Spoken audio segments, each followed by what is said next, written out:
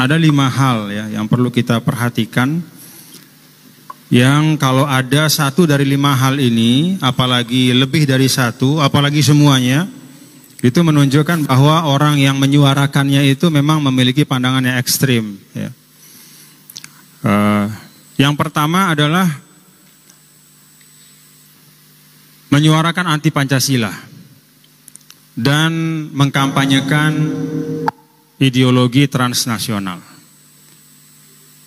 Gampang-gampangnya Pancasila harus dibubarkan, kita ganti dengan sistem khilafah.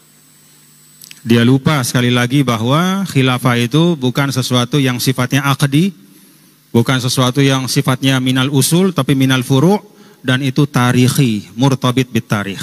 Sesuatu yang sangat terkait sama sejarah, bukan merupakan doktrin yang harus dilaksanakan. Ya. Sehingga kalau kita hari ini berpancasila di Indonesia sebagai satu kesepakatan, maka validitasnya itu tidak kalah dengan kesepakatan berkhilafah pada masa Abbasiyah, pada masa Utsmaniyah, pada masa Umayyah dan seterusnya. Ya. Sama-sama valid. Itu valid pada zamannya, dan ini adalah valid untuk kita sekarang karena merupakan kesepakatan kita semua yang diisi dengan hal-hal yang sangat sesuai ya dengan maqasidus syariah. Pancasila itu sangat sesuai dengan maqasidus syariah.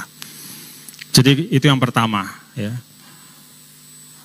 Orang yang ingin membubarkan negara bangsa Indonesia ya, anti Pancasila, menganggap itu adalah sesuatu yang batil ya, dan mengusung satu ideologi politik tertentu yang bertentangan dengan negara bangsa. Itu satu. Yang kedua, menganut faham takfiri. Jadi yang beda sama dia dikafirkan. Ente kafir. Ente karena nggak sama saya, ya, padahal urusannya misalnya urusan fikih, dikafirkan. Gampang membid'ahkan. Ya, gampang mengkafirkan, gampang mengatakan orang fasik. Itu yang kedua, menganut paham takfiri. Yang ketiga, dia bersikap intoleran terhadap perbedaan dan mengembangkan sikap eksklusif. Kalau ketemu orang yang mohon maaf tidak sama dengan dia, ya, dan dia mengukur itu rata-rata biasanya dari penampakan.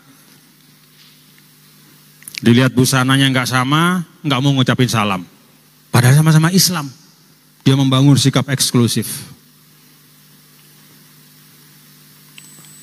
Kalau dia pergi ke suatu masjid,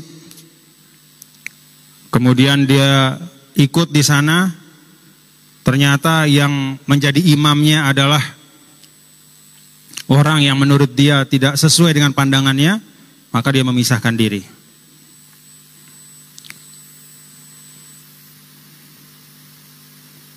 Dalam kehidupan sosial, dia mengembangkan sikap eksklusif, tidak membuka diri. Tidak wajar di dalam bersosialisasi.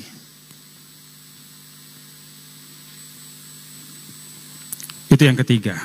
Yang keempat, dia anti dan tidak suka kepada segala hal yang berbau budaya dan kearifan lokal.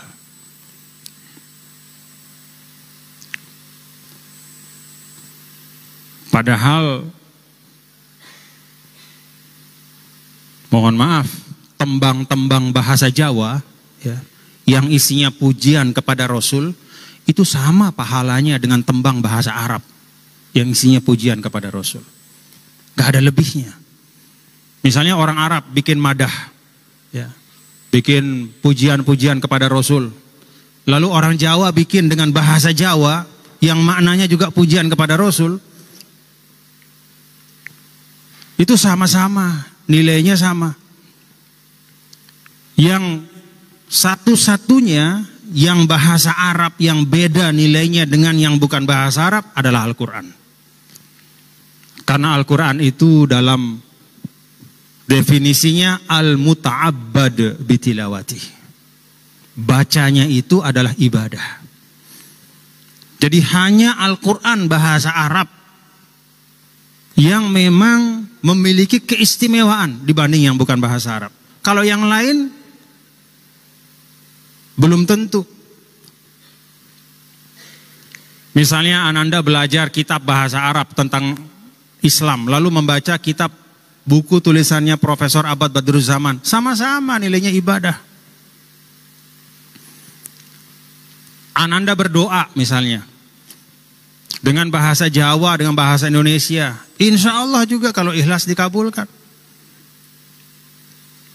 Jadi kearifan-kearifan lokal ya, yang tercermin dalam bahasa, dalam budaya berpakaian ya. Orang pakai jubah sama orang pakai sarung, lebih mulia mana di mata Allah? Nih saya tanya, orang pakai sarung sama orang berjubah, lebih mulia mana di mata Allah? Yang gak ada kaitannya sama jubah sama. Sepanjang menutup aurat, wajar, tidak berlebihan, muhtashim dalam bahasa agama, udah itu Islami. Sesuai tuntunan Islam, mau namanya sarung, celana panjang, sirwal, jubah gamis atau apapun. Jadi tidak ada kaitan nilai keislaman dengan bentuk baju kita.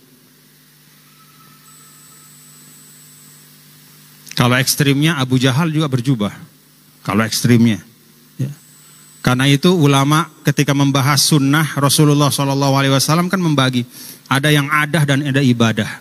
Yang kita tiru mana? Yang ibadah bukan yang adah. Kalau yang adah itu bukan merupakan satu panduan yang harus diikuti.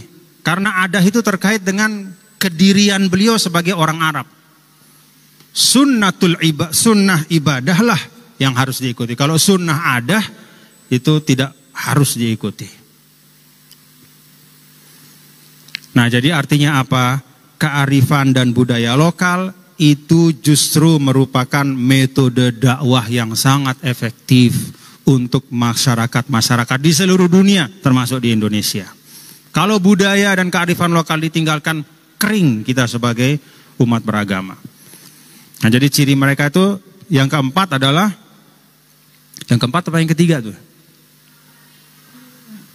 Yang pertama, anti Pancasila dan mempromosikan ideologi transnasional khilafah. Yang kedua, menganut paham takfiri.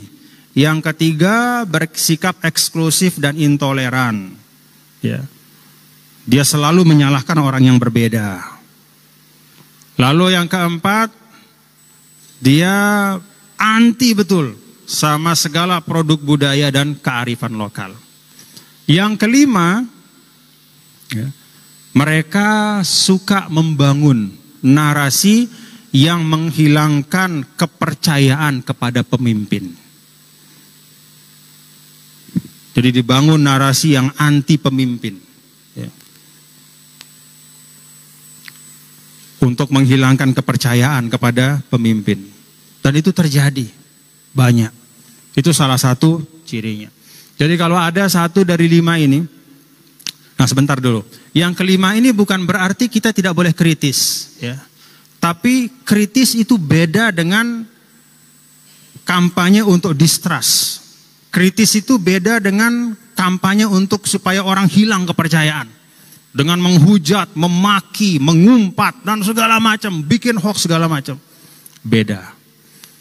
Dalam Islam mengkritik itu bagian dari hisbah. Dan hisbah itu adalah min afdolil wazaif. Salah satu fungsi yang sangat mulia. Karena itu dia harus diproses dengan kemuliaan. Tidak boleh asal-asalan. Yang melakukannya harus ngerti, esensinya dia paham, caranya pun dia mengerti. Nah ini 5 ya. Kalau ada sebagian atau semuanya ya itu mendingan dijauhin aja lah yang kayak begitu.